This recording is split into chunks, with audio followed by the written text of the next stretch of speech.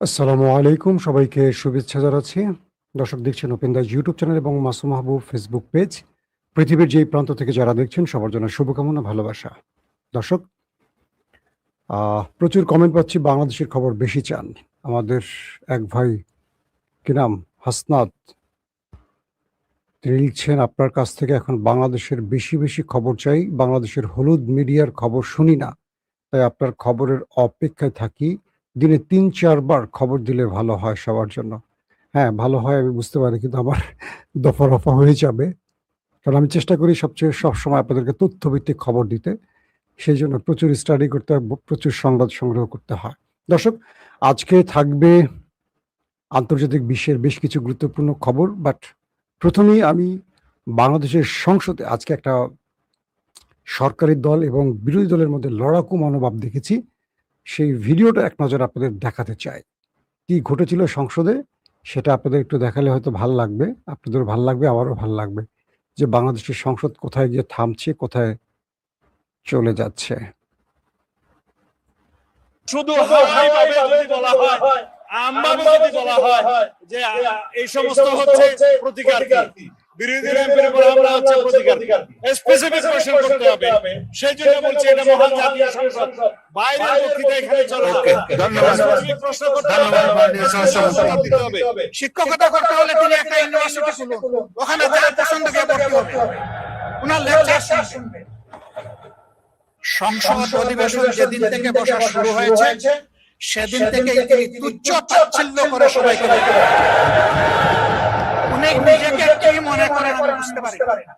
এমনকি তিনি সেই দুঃসাহস ওখানে দাঁড়িয়ে তিনি দেখিয়েছেন, তিনি বলেছেন যে এই সংসদে তিনি শিক্ষকের ভূমিকা বলবেন। আমরা তো ছাত্র হওয়ার জন্য এখানে আসলেই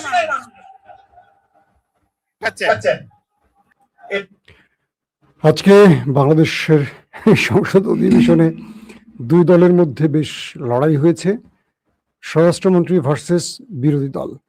খুব ইন্টারেস্টিং একটা ব্যাপার, পার্লামেন্টে আমরা স্বরাষ্ট্রমন্ত্রীকে সবসময় খুব অ্যাগ্রেসিভ মোডে দেখি। আমি দেখছিলাম যখন স্বরাষ্ট্রমন্ত্রী কথা বলছেন, আমাদের প্রধানমন্ত্রী তারেক রহমান চুপ করে বসেছিলেন, মুচকি মুচকি হাসছিলেন। তিনি কোনো জবাব দিচ্ছেন না। কেন? আমরা তারেক রহমানের কাছ থেকে পার্লামেন্টে কিছু শুনতে চাই, তিনি কেন বলেন না জানি না। বাট তার কথা শোনার জন্য মাঝে মাঝে পার্লামেন্ট অধিবেশন দেখি, কিন্তু সবসময় দেখি আমাদের সালাউদ্দিন ভাই একা বলেন। মাঝে মাঝে বুঝি না যে সালাউদ্দিন ভাই কয়টা মন্ত্রণালয় চালান। সারা বাংলাদেশে আমরা দেখছি যে পুলিশিং অব্যবস্থাপনা চলছে, চাঁদাবাজি, হত্যা, ধর্ষণ, রাহাজানি, ছিনতাই ব্যাপক আকারে বাড়ছে। প্রকাশ্যে বিভিন্ন জায়গায় মানুষকে ধরে ছিনতাই করা হচ্ছে, মানে অপরাধ ক্রমান্বয়ে বাড়ছে। এটা আমার কথা না, টিআইবির কথা, বাংলাদেশের প্রত্যেকটা গণমাধ্যমের কথা। কিন্তু সেই বিষয়ে সালাউদ্দিন সাহেবকে আমরা দেখছি না কোনো সিদ্ধান্ত নিতে, বা স্বরাষ্ট্রমন্ত্রী হিসেবে তাকে এখন পর্যন্ত আমার কাছে একজন ফেইলার মনে হচ্ছেন। তিনি পুরোপুরি ফেইল করা একজন ব্যক্তি, কিন্তু তিনি পুরো জাহাজের খবর নিচ্ছেন আদার ব্যাপারে। মানে পুরো রাষ্ট্রের তিনি অর্থমন্ত্রী, তিনি শিক্ষামন্ত্রী, তিনি স্বরাষ্ট্রমন্ত্রী, তিনি আইনমন্ত্রী, তিনি সাংস্কৃতিক মন্ত্রী, তিনি তথ্যমন্ত্রী, তিনি সব। তাহলে এই যে বিশাল ট্যাক্সের টাকা দিয়ে আমরা এতগুলো মন্ত্রী, প্রতিমন্ত্রী, উপমন্ত্রী বানালাম, তাদের কাজটা কি? এই প্রশ্নটা আমার বিএনপির কাছে থাকবে। এবং সংসদ অধিবেশনে এরকম লড়াই না হলে ভাল লাগে না।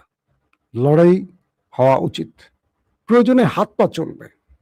মনে আছে না, শেখ মুজিবুর রহমান এই সংসদ অধিবেশনে স্পিকারকে পিটিয়ে মেরেই ফেলছিলেন। এটা তখন বোধহয় বাংলাদেশ স্বাধীন হয়নি, তার আগের ইতিহাস।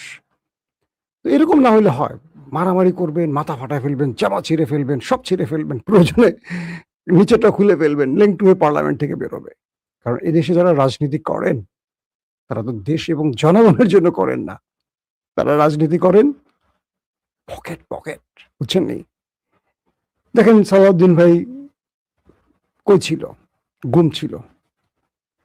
আসলেন, দায়িত্ব পেলেন, খুব সুন্দর কথা বলেন। তার ছেলে কই ছিল? 40,000 কোটি টাকার কাজ, এক কাজেই বিনা পরিশ্রমে 2,000 কোটি টাকা লাভ, বিসিবির দায়িত্ব পেয়ে গেলেন।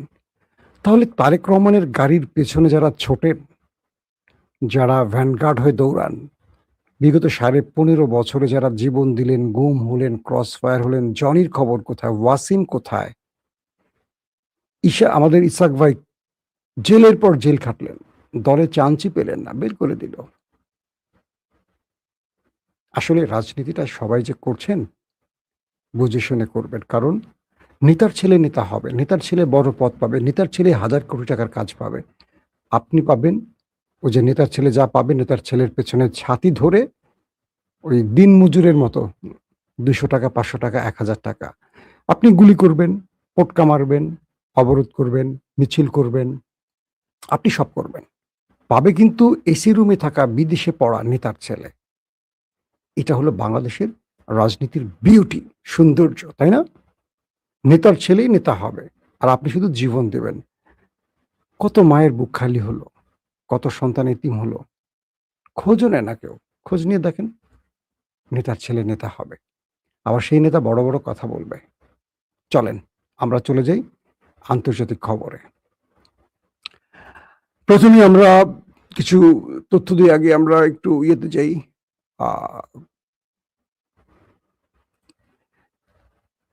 জরুরি মিটিং হচ্ছে হরমুজ এবং কাতার এবং ইরানের মধ্যে।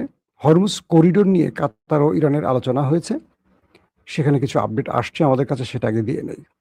কাতারের পররাষ্ট্র মন্ত্রণালয় জানিয়েছে, ইরান ও কাতার হরমুজ প্রণালী থেকে মাইন অপসারণে একটি যৌথ প্রকল্প বাস্তবায়নের চুক্তির পাশাপাশি উত্তেজনা হ্রাস এবং সংলাপের জন্য উপযুক্ত পরিবেশ তৈরির প্রচেষ্টা নিয়েও আলোচনা করেছে।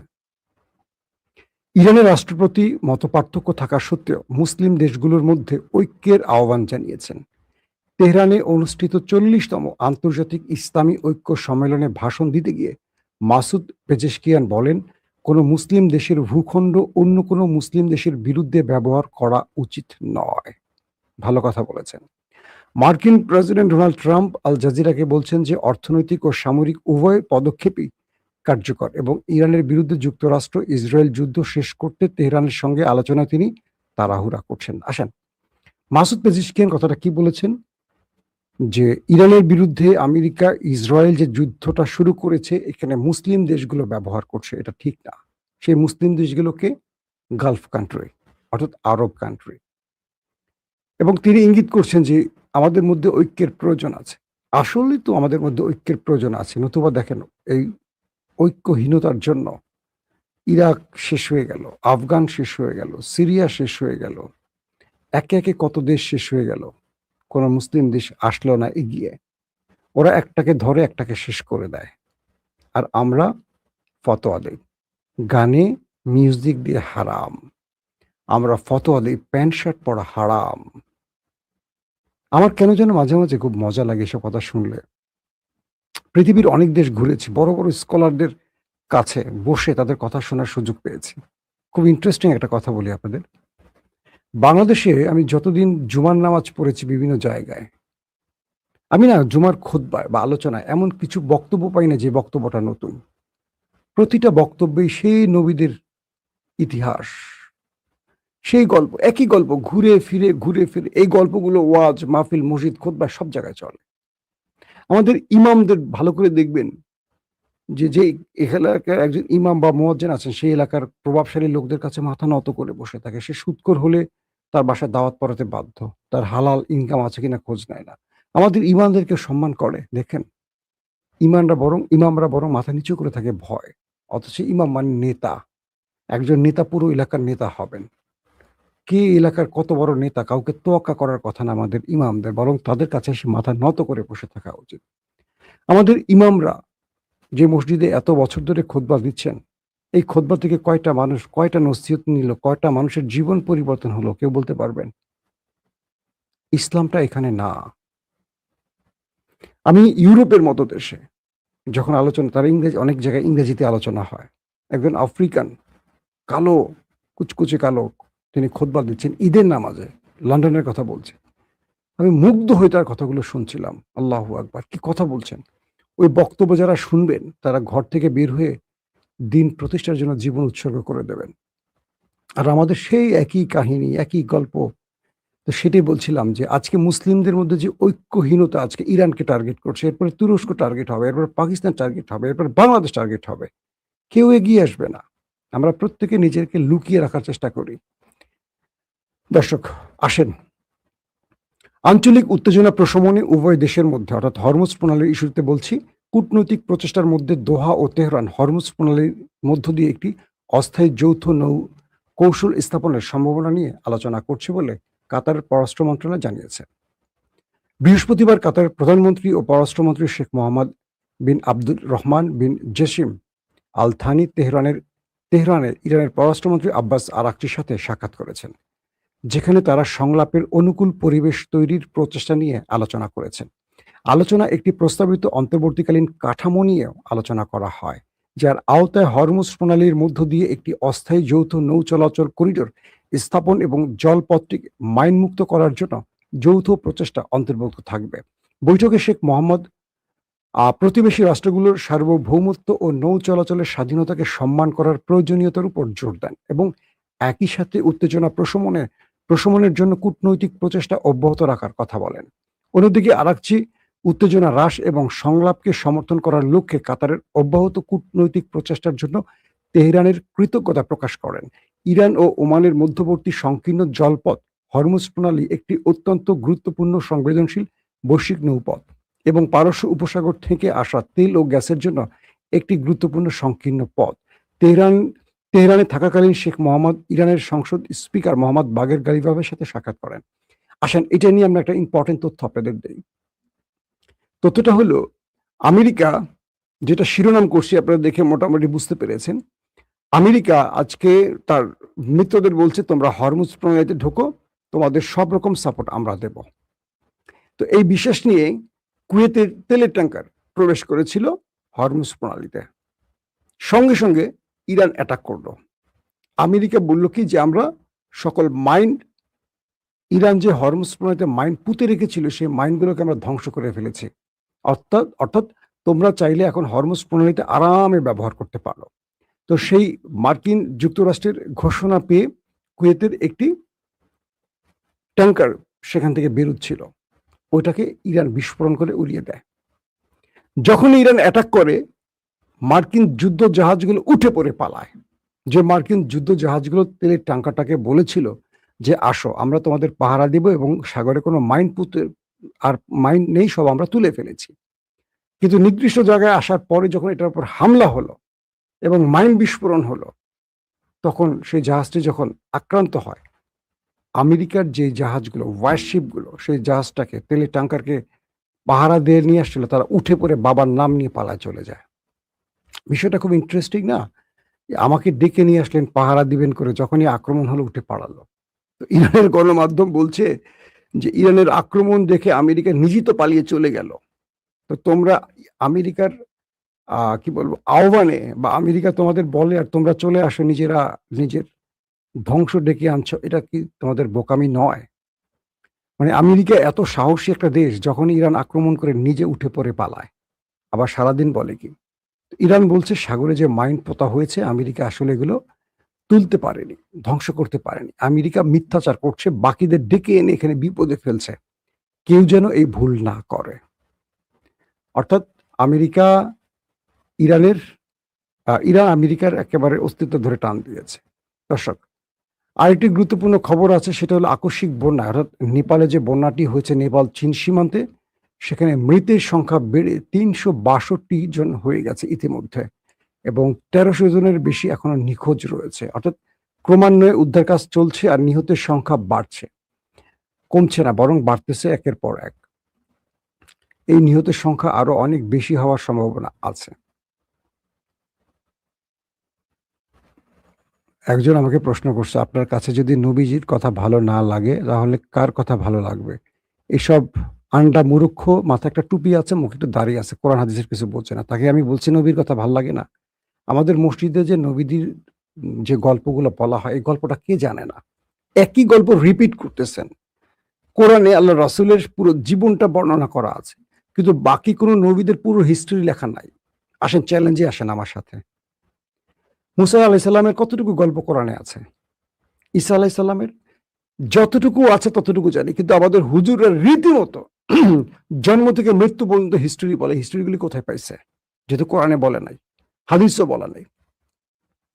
অর্থাৎ কিছু সত্য কিছু মিথ্যা। আমি আপনাদেরকে বলছি, মানে মানুষ এই যে ভুলটা বলছে, আমি বলছি যে আমাদের এই নবী রাসূলদের একই গল্প মসজিদে বলতে বলতে আমরা শুনতে শুনতে মুখস্থ। আমাদের দিক নির্দেশনামূলক, মোটিভেশনাল মূলক অনেক গল্প আছে, ইসলামের সমৃদ্ধ ইতিহাস আছে। আপনি একই গল্প মসজিদে ঢুকিয়ে দেখবেন একই গল্প চলছে, একই আলোচনা। আপনি সুদের ব্যাপারে কয়টা বক্তব্য দেন? আপনি জিহাদের ব্যাপারে কয়টা বক্তব্য দেন? সৎ পথে চলার জন্য কয়টা বক্তব্য দেন?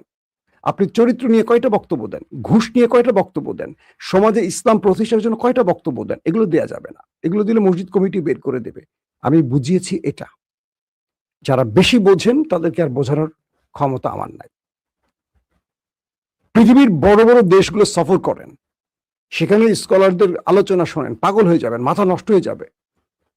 আমাদের হুজুররা যার কোনো গতি নেই সেটা মসজিদের ইমাম হয়ে যায়। অথচ সমাজের সবচেয়ে বেস্ট লোকগুলোকে ইমাম বানানো উচিত, সবচেয়ে বড় স্কলারদের ইমাম বানানো উচিত। একটা ইমামের পায়ের কাছে এসে জনগণ বসে থাকবে। ইমাম কেন যাবে মসজিদ কমিটির পায়ের কাছে যে আমার বেতন বাড়ায় দেন? আমি আলেমদের সম্মান বাড়াবার জন্য বলছি। আর যে কমেন্টটা করছেন সে বুঝছে কি? বুঝতে পারছেন? মানে এদের আবেগটা হলো উড়াদুরা আবেগ, ইসলামের প্রতি গোড়ারান্ডা কোনো আবেগ নাই। একটা ছোট হিস্ট্রি শোনায়। হেফাজতে যখন অ্যাটাক করা হয় তখন আমি 21 টেলিভিশনের নিউজ এডিটর, আমি কিন্তু রিপোর্টার না। রিপোর্টার অনেক আগে ছিলাম। আমাদের সেক্টরটা হয়, প্রথমে রিপোর্টার হয়, তারপর স্টাফ রিপোর্টার হয়, তারপর সিনিয়র রিপোর্টার হয়, তারপর স্পেশাল করেসপন্ডেন্ট বা বিশেষ প্রতিনিধি হয়, তারপর অ্যাসিস্ট্যান্ট নিউজ এডিটর হয়, তারপর জয়েন্ট নিউজ এডিটর হয়, তারপর নিউজ এডিটর হয়। আমি ছিলাম সেই নিউজ এডিটর। তার মানে রিপোর্টিংটা অনেক আগে পার করে গেছি, ধরেন 30 বছর আগে। যেদিন হেফাজতের রাতে মারামারি হয়, আপনাদের প্রিয় সাংবাদিক ইলিয়াস হোসেন সেদিন রিপোর্টে ছিল। সে ছিল তখন স্টাফ রিপোর্টার। তাকে ফিল্ডে পাঠানোর পর সে আমাকে ফোন দিয়ে বলে যে ভাই এখানে ভয়াবহ অবস্থা, কিন্তু কোনো টেলিভিশন প্রচার করছে না। আমি কি করছি জানেন? আমার টেলিভিশনের নিউজ রেডি করে রানডাউন রানডাউন বলছেন যেখান থেকে আমাদের নিউজ প্রোডাকশন তৈরি হয়, প্রেজেন্টাররা যে বসে বসে নিউজটা পড়ে, এটা রানডাউন থেকে পড়ে। এই লেখাগুলো সবগুলো আমরা লিখে দেই, প্রতিটা প্যাকেজ ও নিউজ রেডি করে দেই, দিয়ে লক করি। এটা স্টুডিও থেকে পড়ানো হয়। ধারাবাহিক প্রডিউসাররা সেটাকে ক্লিক করে আর সংবাদগুলো ট্রল করে আমাদের অটো কিউর সামনে, আপনারা যেটা দেখেন প্রেজেন্টার পরে সেটা। আমি গাড়ি নিয়ে চলে আসি সেই পল্টনে। ভয়াবহ দৃশ্য দেখছি, পুলিশ গুলি করছে। আমার টেলিভিশনের গাড়িতে করে আমি প্রচুর হেফাজতের ভাইদের তুলে তুলে হাসপাতালে ভর্তি করি। পুলিশ একবার তেড়ে আসে আমাকে মারার জন্য, যখন আমার পরিচয় পায় পুলিশ সরে যায়। বুঝতে পারছেন? এই হেফাজতের ভাইদের জন্য সেদিন আমার সারা শরীর রক্ত লাগা ছিল। গুলিবিদ্ধ লোকগুলোকে নিয়ে আমি আমার টেলিভিশনের গাড়িতে, এটা আমার দায়িত্ব না। আমি যে দৃশ্য দেখছি সেদিন রীতিমতো লড়াই করছি আমরা। আমি আমার অফিসে থাকছি কম, ফিল্ডে বারবার ছুটে গেছি, নিজের চোখে সেই দৃশ্যগুলো দেখছি। আপনাদের সেই ইলিয়াস হোসেন যারা আমেরিকা থেকে সংবাদ দেয়, সেও সেদিন ছিল নিউজ রিপোর্টিং এ। তো এই আলেমদের জন্য লড়াই করছি। আলেমদের জন্য আমার চেয়ে দরদ খুব কম পাবেন টেলিভিশন লোকদের মধ্যে। আলেমদেরকে সর্বোচ্চ সম্মান করে আমি কথা বলি, কিন্তু আমি বলছি এই দেশের কিছু আলেমদের মধ্যে ভেজাল আছে। কিছু আলেম, সব আলেমদের মধ্যে না। একজন ইমামকে সর্বোচ্চ সম্মানের দিতে আমি বলবো, কিন্তু আমাদের ইমামরা দেখবেন কমিটির লোকরে ভয় পায়, কারণ সে তার উপর চাকরি ডিপেন্ড করে। সে ঘুষ খাকা সুদ খাক কথা বলতে পারবে না। তার নির্দেশনা অনুযায়ী কথা বললে তো কোরআন সাপোর্ট করবে না। কি বুঝাইলাম সেটা আগে বোঝেন। দর্শক, তো আমি আজকে যদিও খবরের পাশে একটু অন্য খবর নিয়ে আসি, এটা আপনাদের জন্য জরুরি। সবসময় তো খবর দিই, কিছু কথা নয়, মাঝে মাঝে একটু ব্যতিক্রম বলা উচিত। আমাদের সমাজ ব্যবস্থার মধ্যে দেখেন চাঁদাবাজি বাড়ছে, ছিনতাই বাড়ছে।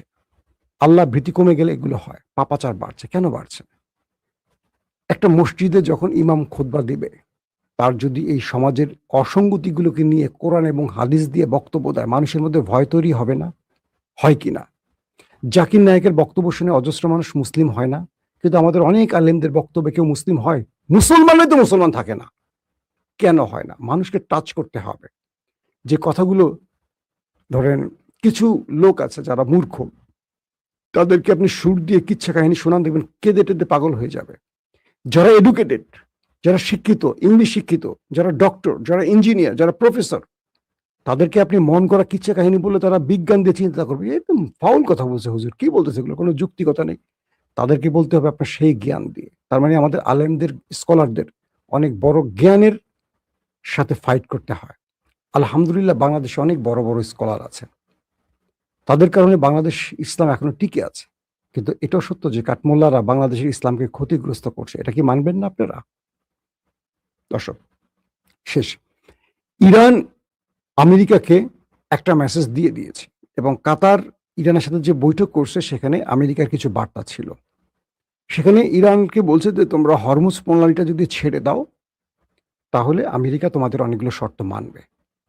ইরান বলছে যে আমেরিকাকে ঘোষণা দিতে হবে আগে যে এই এই শর্ত তোমরা মানলে আমরা হরমুজ খুলবো, কারণ এর আগেও আমরা মার্কিন যুক্তরাষ্ট্রের বক্তব্য অনুসারে হরমুজ ওপেন করে দিয়েছি, কিন্তু আমেরিকা হরমুজ খুলে দেওয়ার পরপরই তাদের ওয়ারশিপ নিয়ে আমাদের যুদ্ধে এগিয়ে আসছে, তাদের ঘাঁটিগুলোতে আবার নতুন করে অস্ত্র মোতায়েন করেছে এবং সীমান্ত, আমাদের সিরিক এবং আমাদের আরো যেই সীমান্ত অঞ্চল সেখানে আক্রমণ করেছে। এবার আমেরিকাকে সেই দায়িত্ব নিয়ে সেই বিশ্বাসযোগ্য শর্তে আসতে হবে, এটা হলো ইরানের বক্তব্য।